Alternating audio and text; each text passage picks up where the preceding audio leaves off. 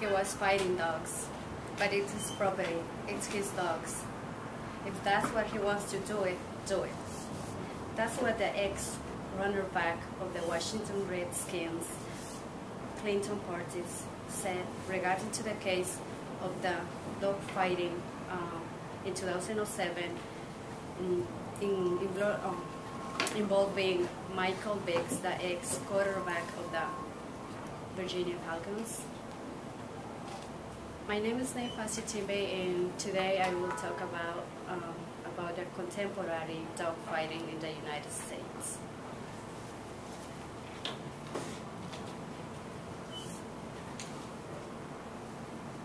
First, I will cover the history of dog fighting in the United States, and second, I will discuss the scope of the dog fighting today.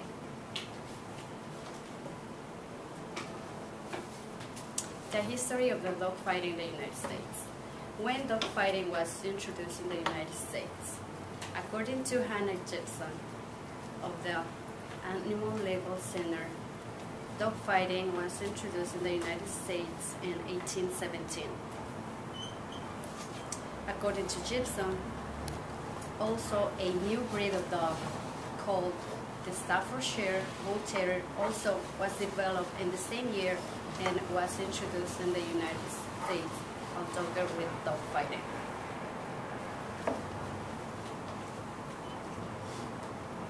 This is the dog, the Staffordshire Bull Terrier. It is commonly known and is referred as pit bulls, but pit bulls it's a group of many dogs, including the American Bull Terrier and including this Staffordshire Bull Terrier. According to the American Kennel Club, this type of dog is really friendly, is brave, and many experts call them all-purpose dog. The American Kennel Club is one of the oldest clubs with its headquarters in England, and its role is to endorse new breeds, and it's also involved in other canine activities like dog shows and dogs agility. And according to Hannah Gibson, dogs fighting was endorsed by the United Kennel Club, which formulated rules and sanctioned referees. Dog fighting was legal blood sport until the early 20th century. According to the Game Breed website, it was legal during the 1819 and early 20th century. According to Hannah Gibson, dog fighting was outlawed in all the United States, including the Virgin Islands and Puerto Rico, after 150 years. But this blood sport has started in the United States. According to the Kennel Club, which gave support to this blood sport during this time, it became very popular. However, after 30 years of this prohibition, it continues to be a violent, illegal, underground activity in the United States.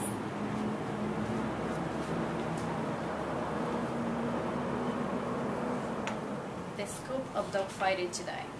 The extent of dog fighting. According to Hannah Gibson, the American Legal and History Center, there are over 40,000 people involved in dog fighting today, and many of those people don't even count up and made up in the mass of the people who is involved in dog fighting activities. In 2003, the city of Chicago alone responded to more than 2,000 complaints, and many of those complaints also go unreported. According to Hannah Gibson, almost all children in urban high areas are virtually exposed to this type of criminality, and which makes them less sensitive to this type of issue. Dog fighting is no longer an American pastime, yet it has become a big business. Dog fighting is a multi-million-dollar enterprise that leads to cruel treatment and death of thousands of dogs every year, affirms the ASPA Senior Director of Investigation and Response, Tim Rickey. According to Hannah Gibson, dog fighting is a $500 million industry. The multi-million-dollar industry attracts high-profile athletes.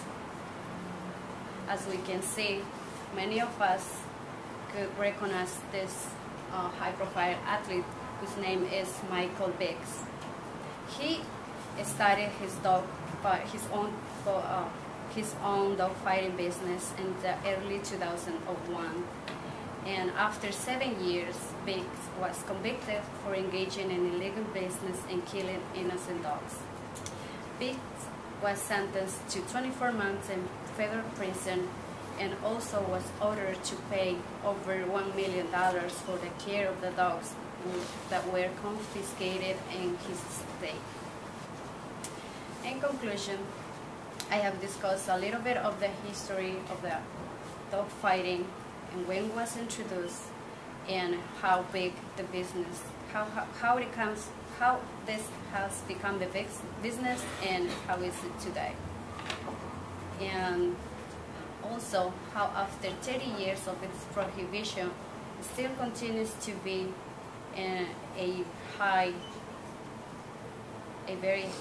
continues to be and attract people of all type of social status. Thank you. Thank you, Ninfa. That was a little over 7 minutes.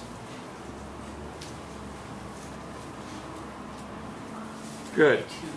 Any? Marianne, are you speaking today? Okay. Any comments to Ninfa? Yes, go ahead, Dan. I don't mean to call her out, but it's not the Virginia Falcons, it's the Atlanta Falcons. All right, Atlanta Falcons. All right. Oh, yeah. We'll give her a break. But it was He just was like, from Virginia. He was born and raised in Virginia, but he did go. He did play Virginia Tech, like this. Yeah, there is no Virginia he Falcons. played the Virginia Tech, but yeah, I got it in my notes. It's just like I was All right. nervous. Like, We forgive you. It's all right. Dan forgives you. Everyone from the sports group.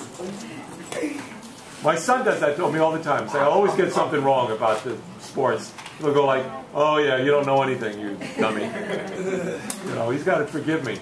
Any other comments about Ninfa's presentation? Yeah. A little quiet, and I think you'll notice, Ninfa. Hello. I think you'll notice that the camera probably didn't pick up a lot because it was